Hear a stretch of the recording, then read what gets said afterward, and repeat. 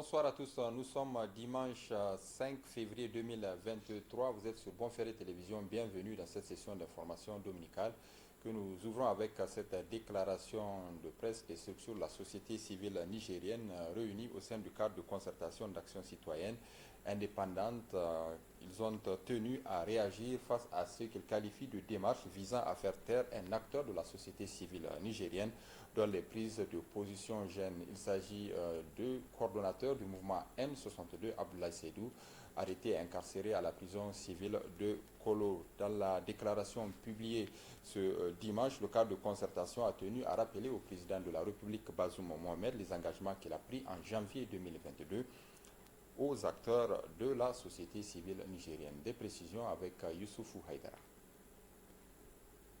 De plus en plus, le Niger bascule dans le déni des libertés d'expression et de dénonciation selon le cadre de concertation et d'action citoyenne des organisations de la société civile indépendante, pour qui l'arrestation puis l'incarcération de l'acteur de la société civile Abdoulaye Seydou, également coordinateur du mouvement M62, en est la preuve palpable. En affirmant leur soutien à Abdoulaye Seydou, exige sa libération immédiate et sans condition. Nous savons que son arrestation et son incarcération procèdent d'une volonté claire de faire taire un acteur de la société civile dont les prises de position gênent. Et c'est convaincu de cela que les organisations de la société civile nigérienne exigent du procureur de la République, du tribunal de grande instance hors classe de Niamey, M. Cheibou Moussa, et du doyen des juges d'instruction, M. Yajimanou, l'abandon des charges fallacieuses retenues contre notre camarade Abdoulaye Seydou et sa libération immédiate, pure et simple. Le cadre de concertation et d'action citoyenne a interpellé dans cette déclaration le président de la République quant au respect de son engagement vis-à-vis des organisations de la société civile. Rappeler au président de la République les engagements qu'il a pris solennellement le 13 janvier 2022 lors d'une rencontre consacrée à des échanges sur la situation sécuritaire ayant cours dans notre pays, à ne jamais inquiéter et emprisonner les acteurs de la société civile pour leurs opinions et de ne plus faire entrave à l'exercice des libertés individuelles et collectives, notamment la liberté de manifestation, dont il dit avoir assez joui pour en devenir un prédateur. Dans cette déclaration de soutien à l'acteur de la société civile, Abdoulaye Seydou, coordinateur du M62, les organisations de la société civile invitent le gouvernement à ouvrir un cadre de dialogue avec les forces vives de la nation, dont les organisations de la société civile, les centrales syndicales, pour la consolidation de la quiétude sociale au Niger. Et relativement à l'arrestation et le placement en détention du défenseur des droits humains Abdoulaye Seydou, je propose de suivre un extrait de la conférence de presse animée le dimanche dernier par son conseil d'avocats avant de retrouver l'intégralité de la conférence de presse en partie magazine de ce journal. Comme vous le savez, le 23 janvier 2023, le procureur de la République, près le tribunal de grande instance hors classe de Niamey, a animé un point de presse par rapport à cette affaire. Il est de notre devoir, en tant que conseil, d'intervenir ou de réagir pour édifier l'opinion nationale et internationale sur l'évolution du dossier dit Abdoulaye Seydou contre le ministère public. Comme vous le savez, au départ, notre client Abdoulaye Seydou était poursuivi pour production et diffusion des données de nature à troubler l'ordre public et à porter atteinte à la dignité humaine, pour avoir publié ou rendu public un communiqué au nom de son organisation, le mouvement M62, sur les événements de Tamo. c'est par rapport à ce communiqué qu'il a été poursuivi au départ pour l'infraction que je venais de citer. À l'audience du 13 janvier 2023, Abdoulaye Seydou, conformément à la loi, il a demandé au tribunal de lui permettre de produire des témoins qui ont été en réalité sur le terrain en tant que résidents de Tamon, qui sont témoins des événements pour édifier le tribunal.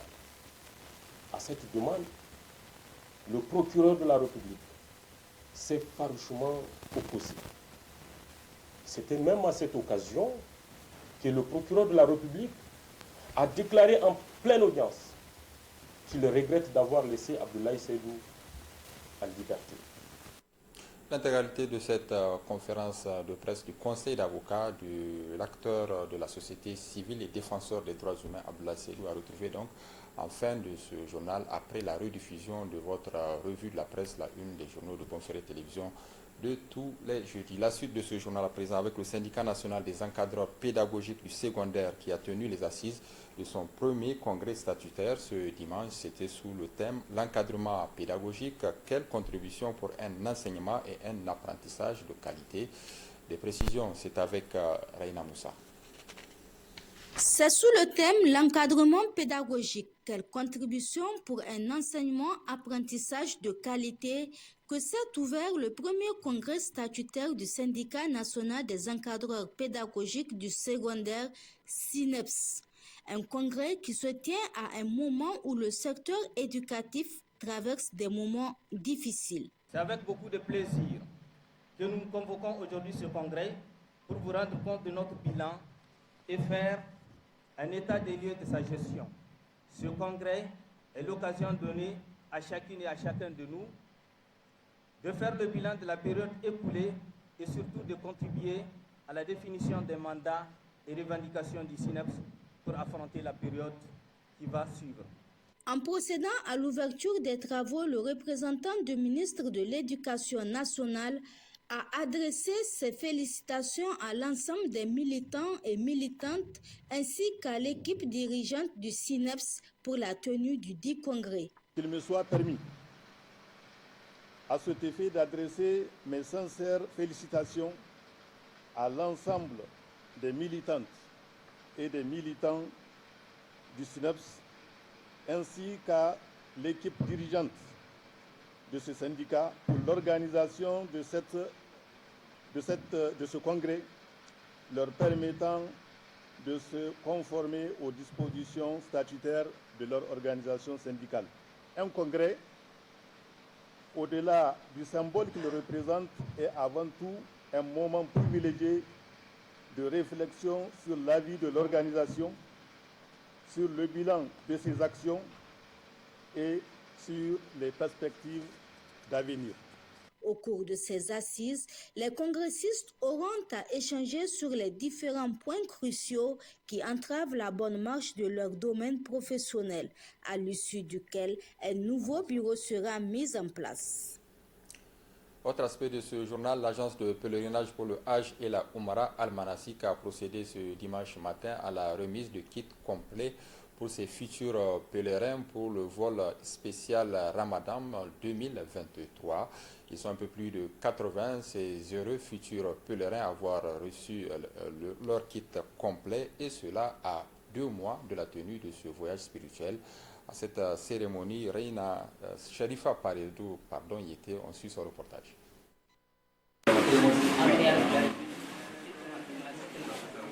C'est par ce geste du directeur général de l'agence du Hajj et de la Oumara Al-Manasik que les 82 pèlerins de la dite agence ont reçu leur kit pour la Oumara Ramadan édition 2023.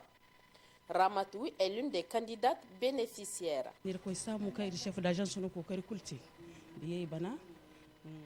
Nous remercions le bon Dieu et le chef d'agence de Al-Manasik qui a permis à tous les pèlerins de recevoir leur kit à temps.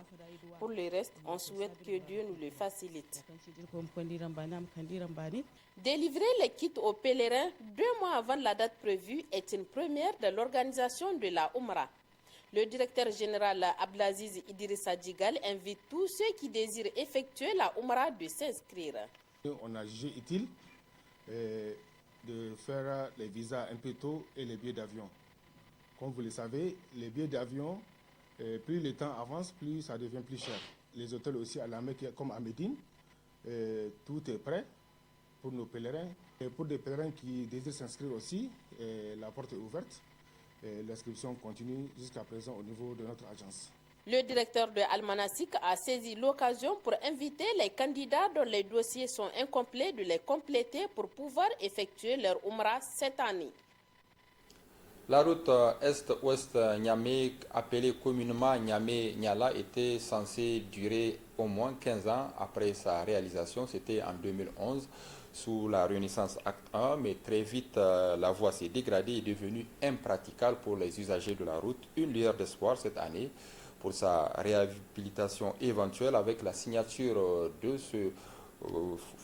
cet accord de prêt entre la Banque ouest-africaine de développement et le gouvernement de la République du Niger pour le financement de projets de réhabilitation des voies urbaines dans la ville de Niamey. Parmi ces voies figure le tronçon Niamey-Niala. Une de nos équipes conduite par Reina Moussa s'est rendue sur ce tronçon pour recueillir les avis des usagers de la route. On suit son reportage. Un vœu si cher étant souhaité par les Nigériens en général et les Niaméens en particulier, se voit comme un mirage depuis quelques années. Il s'agit de la route Est-Ouest appelée couramment la route Niamey-Niala, dont le lancement avait eu lieu en 2011 par le président Mohamedou Issoufou. Des travaux exécutés par une entreprise chinoise qui aurait facilité la mobilité des personnes et de leurs biens. Réalisé pour une durée de 15 ans, aujourd'hui, la dégradation de cette voie crée la frustration au sein de la population.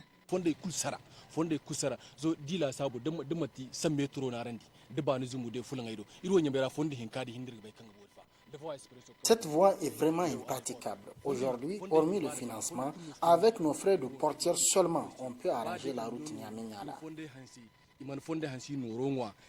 Numéro de portière kirgo gabana da iri wana vignette kirgo gabana da iri wana patente kirgo gabana a hin dai ginnan ima fonda yo han sirsi iri mo iri mazuren den kani fondara. Nous sommes très fiers du financement qui a été octroyé par BOAD et nous sommes prêts à accepter que la route soit reprise.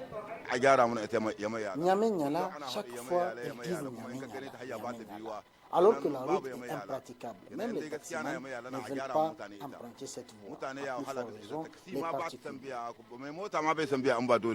Des accords de prêt pour un montant total de 114,735 milliards de francs CFA, dans lequel figure le financement du projet d'aménagement des voies urbaines dans la ville de Niamey, notamment le tronçon Niamey-Niala. Ces riverains gardent espoir que cet accord de prêt octroyé par la BOAD sera vigoureusement investi dans la remise en état du tronçon Niamey-Niala en vue de répondre favorablement aux attentes des... On se quitte avec la rediffusion de la revue de la presse du groupe de radio et télévision Bonferré, la une des journaux, suivie juste après l'intégralité de la conférence de presse animée par le conseil d'avocats du défenseur des droits humains Abdoulaye Seydou. Ce sera la partie magazine de ce journal. Excellente réception chez vous. Bonsoir.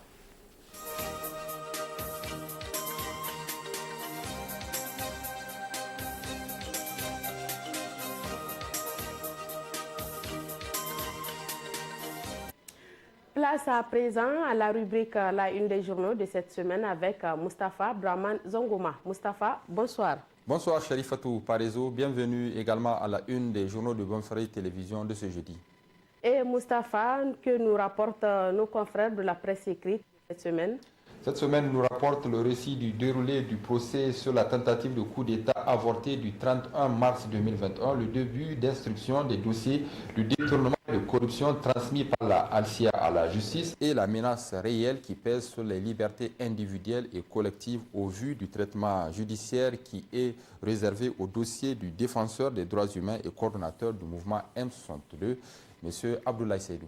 Nous commençons avec le procès de la tentative de coup d'État de 2021. Le journal Le Monde d'aujourd'hui estime qu'avec certaines révélations faites à la barre d'images d'Issoufou Mahamadou est écorné. Une cinquantaine de prévenus défilent un à un à la barre pour relater leur version des faits. Les deux pièces maîtresses de l'affaire, à savoir le capitaine Sani Gourouza et le lieutenant Marou Abdraman, ont dès l'entame du procès reconnu à la barre avoir effectivement tenté de renverser le régime, écrit le journal Le Monde d'aujourd'hui de cette semaine. Sur la base de leur audition, le tribunal militaire tente à présent à situer le degré d'implication des hauts gradés et des soldats arrêtés dans cette affaire, lesquels officiers supérieurs s'offrent malheureusement à un spectacle en tentant de nier leur implication active dans l'opération. Mais le côté captivant de ce procès, selon le confrère, c'est qu'il est en train de donner lieu à des révélations époustouflantes sur la préparation de l'opération, ses enjeux et comment elle a été menée le jour J. Lesquelles révélations sont émaillées parfois de contradictions entre certains des prévenus, à telle enseigne qu'on se demande même si c'est réellement une tentative de coup d'État déjoué ou un simulacre. On parle d'utilisation de balles à blanc, des tirs à l'air pour ne pas blesser les éléments du dispositif sécuritaire de la présidence, des roquettes non dégoupillées au moment des tirs, mais aussi et surtout de fortes sommes d'argent qu'aurait promis l'ancien président de la République Issoufou Mahamadou aux deux cerveaux présumés de l'affaire. Le lieutenant Marou a parlé de fortes sommes d'argent que le capitaine et lui ont reçues de la part de Issoufou Mahamadou. Sur la base de cette grave accusation, d'aucuns vont jusqu'à y voir la main de l'ancien président dans l'affaire dans leurs commentaires. Le journal Niger Inter Hebdo nous donne pour sa part les contours du complot. À la barre et à la demande du commissaire du gouvernement, les détails de la mystérieuse rencontre entre le capitaine Gourouza Sani Saleh et le lieutenant Abdraman Marou, les deux officiers frondeurs qui ont reconnu les faits, a été relaté dans les détails écrits le journal Niger Inter Hebdo de cette semaine. L'ex-commandant de la base 101 a dit que ce 27 mars 2021, il avait reçu un coup de fil du marabout Abdraman, l'invitant à venir chez lui pour le présenter à un haut gradé de l'armée. À son arrivée, le marabout lui présenta le lieutenant Abdraman Marou. Après les salutations, les deux présumés conspirateurs ont échangé entre eux et à travers cet échange, le lieutenant Abdraman a dit à Gourouza qu'il est envoyé par le colonel-major Amadou Jibo qui le sollicite pour un projet de déstabilisation des institutions. Pour s'assurer de la véracité des propos du téméraire lieutenant, le capitaine lui proposa d'aller à la rencontre du colonel-major Amadou Jibo, ce qui fut fait une fois. Avec ce dernier, le capitaine Gourouza demanda au lieutenant Amadou Abdraman Marou de raconter ce qu'il a dit chez le marabout, ce qu'il a fait sans hésiter, et le lieutenant-colonel-major a confirmé la véracité du récit du lieutenant Gourouza, qui a demandé alors au colonel-major de quel soutien ou de moyens disposerait-il. Il lui répondit qu'il compte sur les forces spéciales Al-Mahaou, le camp Agali de Dosso et certains éléments au sein de la garde présidentielle. C'est ainsi que le dimanche 28 mars, le lieutenant Abdraman est allé en civil au bureau du capitaine Gourouza avec ses trois hommes de confiance, des officiers de la base 101. À cette rencontre, Gourouza a demandé clairement à ces hommes leur soutien et malgré les dénégations de ces officiers face au tribunal militaire, Gourouza a dit qu'ils ont bel et bien accepté. Il s'agit notamment de l'adjudant Adamou Seyni, de l'adjudant-chef Abdou Haladou et Mohamedou Halidou, dit étudiant. À la question de savoir si ce sont des balles à blanc qui ont été utilisées lors de la tentative d'attaque du palais présidentiel, l'artificier de la base 101 et ses officiers ont dit qu'ils n'ont que des balles réelles. Après ce témoignage du capitaine confirmé par le lieutenant Marou, le commissaire du gouvernement avait confondu le colonel-major Amadou Jibo qui continue, lui, de plaider non coupable. Dans les comparutions, on apprend aussi que des civils se sont trouvés au mauvais endroit, au mauvais moment, notamment à un pique-nique ou une cérémonie de mariage dans un jardin, c'est selon. Parmi ces accusés collatéraux, il y a le notaire maître Jibo Ibrahim et un vendeur de miel qui était simplement venu récupérer son argent avec un de ses clients au lieu de la réunion. Assainissement de l'État, le nettoyage des écuries d'audience va incessamment débuter. C'est le titre qui barre la une du journal Le Canard Amphiri de cette semaine. Cela fait bientôt 2 ans que le président Bazoum Mohamed est au pouvoir sans que les lignes ne bougent de manière significative par rapport à ses engagements phares qu'il a pris en matière de lutte contre la corruption et l'impunité, écrit le journal Le Canard en Furie de cette semaine. Si l'on s'en tient à une source proche de la présidence de la République, Mohamed Bazoum n'a pas du tout renoncé à mener ce noble combat qu'il compte d'ailleurs engager résolument à compter de cette année 2023 qui vient de débuter. Il est progressivement en train de se défaire des obstacles qui l'entravent pour mettre la machine de l'assainissement de l'État en branle. Quand vous regardez les choses de près, même les nominations à des hautes fonctions de l'État qui sont en train d'être effectuées depuis un certain temps se font sur la base de critères objectifs indépendamment de la couleur politique des promus, surtout en ce qui concerne le secteur stratégique, a confié la source au journal Le Canard en Furie. Mieux encore, les dossiers relatifs à des faits de corruption traités par la Alcia sont directement transmis à la justice afin qu'une suite judiciaire leur soit rapidement donnée, a-t-il ajouté, rappelant les propos tenus par Bazoum à l'occasion de la cérémonie de présentation des vœux du nouvel an 2023 en début de ce mois. Le président Bazoum, lorsqu'il parle de ceux qui sont sourds à ses appels, c'est évidemment à ses partisans politiques qui occupent des hautes fonctions étatiques qu'il s'adresse. Il semble que c'est dans son propre camp qu'il compte d'abord nettoyer pour montrer à tous qu'il ne parle pas dans le vent. Et cette opération d'assainissement va incessamment débuter dans les semaines et les mois à venir pour donner un contenu concret à ses engagements. Pour lui, après 2 ans de récréation, il faut commencer à sévir durement en s'attaquant aux indélicats de son propre camp politique. Où ça passe avec les grincements des dents, où ça casse, conclut le confrère.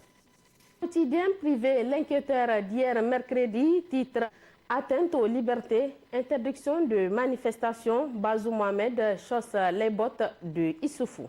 Il y a lieu de s'inquiéter pour la démocratie au Niger, écrit le journal L'Enquêteur de cette semaine, notamment celui paru hier mercredi.